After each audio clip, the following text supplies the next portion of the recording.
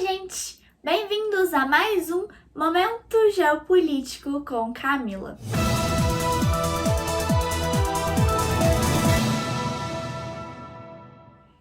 Nos últimos dias tem acontecido bastante coisa aqui no Brasil, principalmente no que tange à política.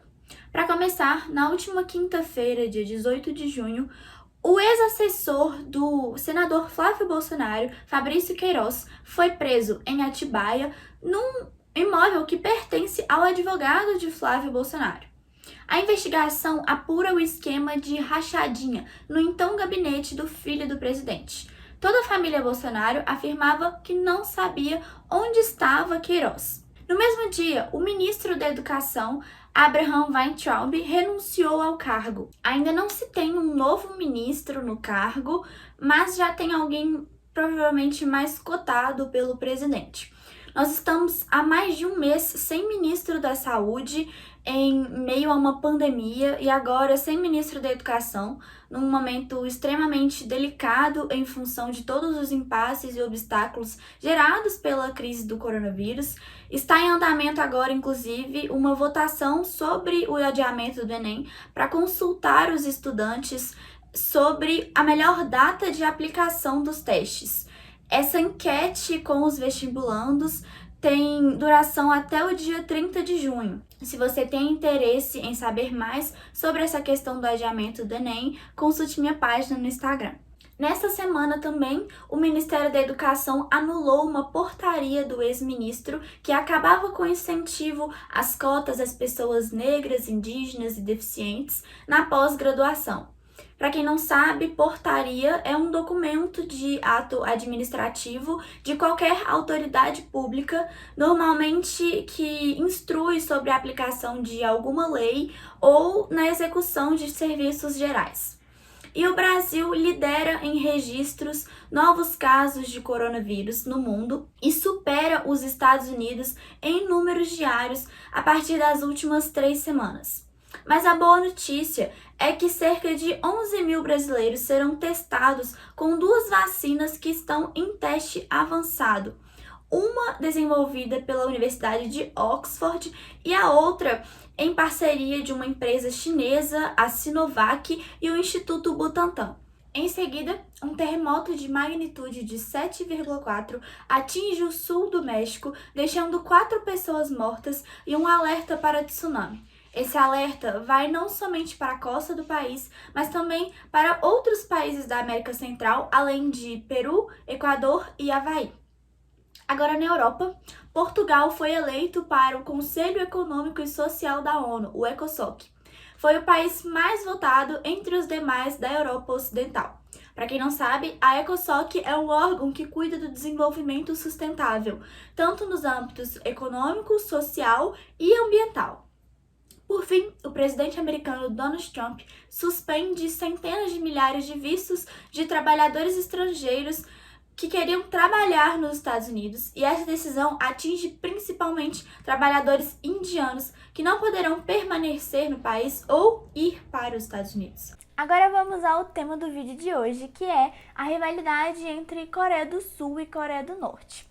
Na semana passada, eu trouxe aqui uma notícia que marca esse conflito nos tempos atuais, que foi a explosão de um prédio na Coreia do Sul pelos norte-coreanos. Vou chegar lá. Para entender, vou fazer uma rápida contextualização histórica sobre esse conflito.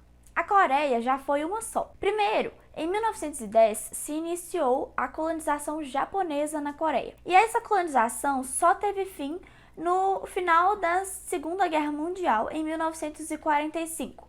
Quando, inclusive, se teve a explosão das cidades de Hiroshima e Nagasaki.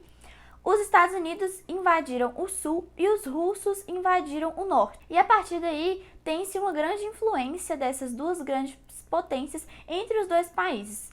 Uma coisa que inicialmente eles mantêm em comum são os regimes autoritários. Até 1987, quando a Coreia do Sul se torna uma democracia parlamentar. Enquanto a Coreia do Norte continua com um regime fechado, principalmente após a crise soviética. Há uma economia mais fragilizada, porque eles eram muito dependentes, né, e sofriam total influência da União Soviética, depois da Rússia. E aí eles optaram por se manter um país mais fechado em questões econômicas e em questões diplomáticas. Mas então, na Guerra Fria, os dois países serviram de palco como batalha entre Estados Unidos e Rússia. E aí a rivalidade só foi aumentando. Com o fim da guerra, essa rivalidade não cessou.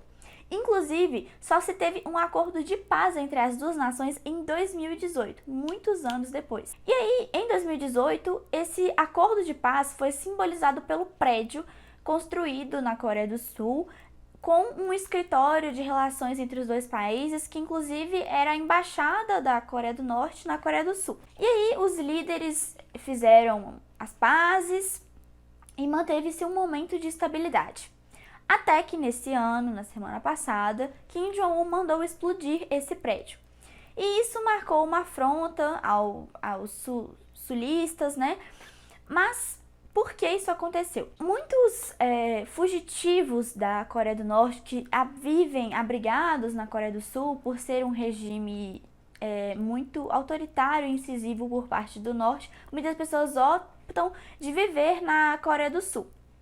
Eles começaram a afrontar o governo de Kim Jong-un, espalhando 500 mil de panfletos e pendrives com ofensas ao governo, e isso começou uma grande tensão e incômodo por parte do governo norte-coreano, que além de ter explodido o prédio na semana passada, também ameaçou colocar a força armada na fronteira desmilitarizada. Um outro ponto que vale lembrar também é que a Coreia do Norte, ela investiu muito em seu arsenal nuclear, e daí também vem a explicação do porquê da rivalidade entre Coreia do Norte e Estados Unidos também. Não só pela influência estadunidense no sul, mas também por essa questão do armamento nuclear, já que os dois países concordaram em parar a militarização norte-coreana, mas mesmo assim a Coreia do Norte se mantém insistente de ter as armas nucleares no país. Mas para chegar finalmente no que aconteceu semana passada, Kim Jong-un estava extremamente incomodado com certos protestos que estavam acontecendo na fronteira entre os dois países. Por quê? Alguns norte-coreanos que vivem na Coreia do Sul se manifestaram contra o governo de Kim Jong-un por meio de panfletos, entregas de pendrives com muitas ofensas ao governo norte-coreano. Foram mais de 500 mil de panfletos espalhados, e isso deixou o governo norte-coreano muito incomodado, e ele acusou, inclusive, o governo da Coreia do Sul por essas ações, que não são vinculadas ao governo. E aí, aumentaram e retornaram essas tensões entre os dois governos, mas Kim Jong-un já decidiu que não vai levar adiante os planos de ação militar contra a Coreia do Sul depois de uma conversa entre os dois países. Até então, a situação volta a ficar estável. Então, por hoje é só, pessoal. Muito obrigada por terem assistido até aqui. Eu espero que tenham gostado. Não se esqueçam de deixar o like, se inscrever no canal, deixar um feedback nos comentários e sugestões também para os próximos vídeos. Até a próxima!